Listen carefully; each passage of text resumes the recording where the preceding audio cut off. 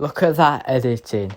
Just to let you know, I have spent my budget on that for this video, so you're just going to get a black screen from now on. As you've guessed from the thumbnail and the title and the fake moustache I'm wearing right now, we're talking about both of the animated Super Mario movies. Treat this as 2 videos in one. That means I'm free for another week and I can actually start a family. I've not played any of the Mario games. I do indulge in some Mario Kart. I do bash into everything I can. I'm so good. I do know like basic lore things and all of that, but I'm not like a die-hard fan. Let's go! Let's start off with the first Mario movie. I really like the opening. I think it introduces Bowser as a big threat, but also highlights how silly he can be at times. I mean, Jack Black is just perfect in this film. He's perfect in every film, but I just love him in this film. And you can tell that they gave him full creative liberties. I love his song Peaches. It's hilarious, and honestly, it was what the movie needed. At times I forgot Bowser was Jack Black. That's how good he was. I love the animation. I think it's beautiful, especially in the first scenes with like the Ice Kingdom. And I just think it really helps the world building. On the topic of world building, I love how it's integrated into the plot really well. And it's not just like really fast pacing, it actually all has meaning. I think that's really good. And I'll get onto that later. I just love seeing the different lands and societies. And just the references in those lands are really good. Like I said, I'm not a big Mario fan, but the references I did catch were really good. And I bet an even bigger Mario fan would catch even more. I love the Mario Kart sequence. Obviously, I love Mario Kart, and it was nice to see that. And I was surprised they figured out how to integrate it into the plot. But nonetheless, it was great. I like how it sticks to the core concept of Mario games, where someone's captured by Bowser and Mario needs to save them. But I like in this film how it was Luigi instead of Peach. I love every character in this film. Toad is really good. Peach is an absolute diva, and I absolutely love her. And I really like Donkey Kong, actually. He's really good. And I love all of the arcs they go on, and the journeys, and how they all kind of go on different journeys that tie up at the end. But I think Luigi is the best character in this film, either him or Peach. I would go Peach, but Luigi is a very close second. The humour is really good. And I like how some of the humour was catered more to like adults and some was to children. I also like how some of it was catered towards die-hard game fans. Like there was some humour I probably didn't catch because I'm not too familiar with the games. But the humour I did catch was really good. Now for the negatives. I didn't like how many needle drops they were in this film. Like every sequence there was a 80s song. And I get it fits like the decade of Mario. But I think sometimes they needed a soundtrack or a score rather than a song. It's like they looked at previous Chris Pratt films and thought needle drops were what made it special. Chris Pratt was an interesting choice to play Mario. I like his energy, but I wish he had a bit more Mario in him. He just sounds like a Brooklyn plumber, honestly. I really liked the film. It was quite funny, just a fun time. And honestly, just solid, really. 8 out of 10. And now for the most recent Mario movie, Mario Galaxy.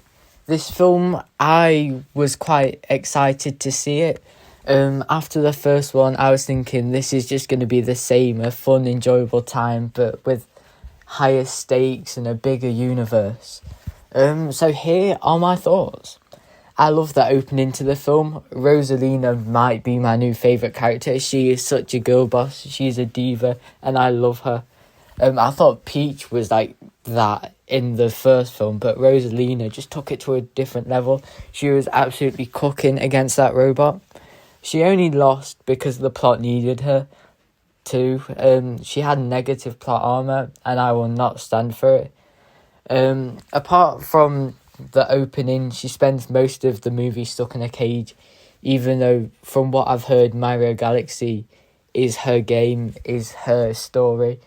And I feel like they didn't utilise her enough, especially as she was in the marketing quite a lot. The film is extremely messy.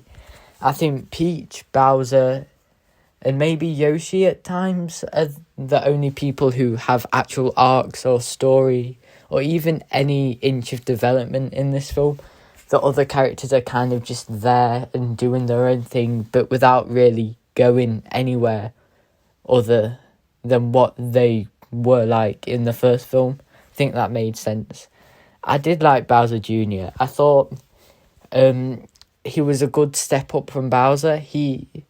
I thought his plan was a lot bigger, and I think the stakes were a lot higher.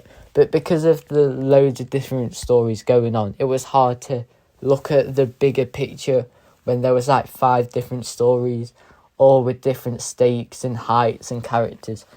And like I said, it was just a bit all over the place. Mario and Luigi are kind of like sidelined in this film at points. And sometimes I forgot this was the Super Mario film, because it just didn't feel like it. I don't think Mario or Luigi really got any development. I don't know. Honestly, I'm trying to think, but they got nothing in this film. I like Glenn Powell. You should watch my How to Make a Killing review. Self-promo is the way to go. Fox McCloud, I think, is a cool character. It was nice to kind of see Super Smash Bros. Coming to fruition. But I think his inclusion in this film was very unnecessary. With a film that is so big and has high stakes and is... can't speak, and at times has a lot going on, I think trying to include other universes and set up big crossovers just doesn't work. It felt like this movie was a set-up film rather than like a actual film. Like the first one set up a lot, but it also finished a lot. It had complete story, complete arcs, and after you felt fulfilled, you feel like you've watched a movie. And in this one, it felt like you watched the film, but they had to finish it. Like, I feel like, I don't know what I'm trying to say. The first film was a full story, a complete arc. It set up a lot, but also completed a lot. This film felt like a set-up movie, and it felt like they had to end it really abruptly, and they just had to end it to just end it. Sorry, I don't know if that made any sense. If it didn't, I'm so sorry. Where was I? I thought some of the things in the film were set up and then just got completely pushed aside. Like, I like the Wart casino thing. That was cool. At the end of it, Wart calls up Bowser Jr. and Bowser Jr. seems really scared and treats it as a big issue. But Wart does not come up anywhere else in the film. So I feel like they set up a lot and it just went nowhere. The film, it was a fun time. There was like humour, bright visuals, but just not a very good film in like development or story-wise. It felt like a second screen film where you just stick it on in the background as you went on your phone. And I guess that's to do with children's attention span. But I was going to say, if you don't have a phone or something else to do, it can be a bit boring and like just a jumbled mess of a film. I did like I like seeing Dry Bowser. That was quite cool. I mean, like I said earlier, I don't know much about the games, but I thought how they implemented that was cool. The final fight was good. Mr. Game & Watch, I think that's the name. I thought their edition was really cool and sets up Super Smash Bros. But again, very messy and got little to no development. And I thought the final fight kind of dragged because they defeated Bowser. They fought Bowser Jr. Bowser came back. They defeated Bowser Jr. and Bowser. And then Bowser Jr. creates a dragon that they have to defeat to save Bowser Jr. So it felt like they just tried to drag it as much as possible and to try and end the film in a good way, I guess. End it in a dramatic way. I don't think that worked at all.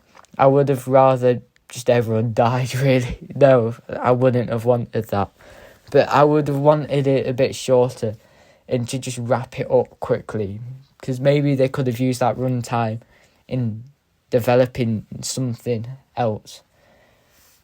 The film, honestly, is a mess. I think I've said that like 8 times already. But it is. But I feel like I've been very negative. For something called Moonlight Media, I've not really shone light on anything. So here's some positives. Bowser is really hilarious. Jack Black is in his element. I absolutely love him in everything. And he is so silly. And I don't know, some people like discredit his acting roles. But his roles aren't supposed to be like the best acting ever. They're supposed to be funny, witty, and just a fun time. And I think Jack Black really provides that for Bowser. I like Yoshi, actually. I thought he was a nice addition. Donald Glover voicing him was not on my 2026 bingo card. But I guess all he says is Yoshi, so you don't really need much acting for it. I was just surprised how a rapper could get that deep of that high of a voice, I mean. But nonetheless, I really liked it. Peach in this film was great. She felt like the main character, and her fight in the casino was amazing. The Rosalina sister twist was different. I've seen theories, or I did before the film, that Rosalina was Mario and Peach's daughter. But I guess they're sisters now. I don't know if that's canon in the games. Like, this film is canon. I don't know. I'm not too in touch with the games to know that. But I thought it was a cool twist, and I think it really developed Peach a lot. And it took her story from the first film of not knowing where she's come from. And I think it took it to a better level. And that is one of the positives, that Peach gets development, especially with her like birthday party and watching the stars. And I think it just tied everything together really well.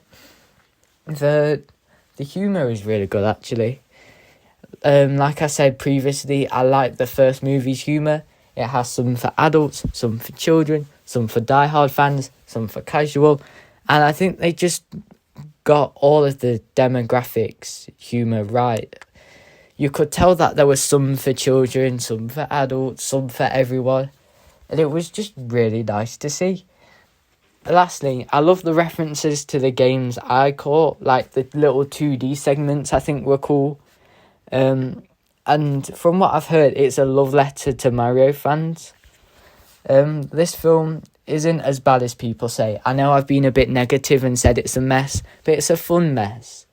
You know, it's like when you build Lego and there's just like Lego all over your floor, but you had a fun time.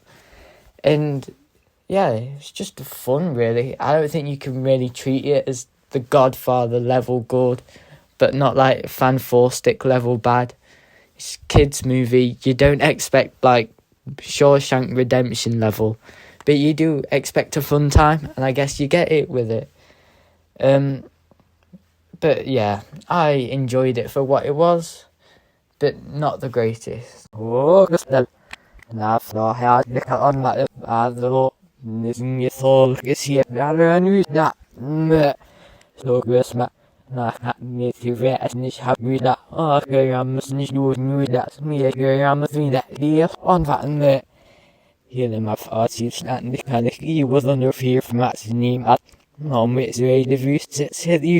See if you may around the boost this game and at the third Bible costume. And I'm very much had some gift and the lost gas and the low end nothing of side visit. Hello and from you, Alba Agnex, yes, right to the fan, I don't know, that's how any else. This is the other cook.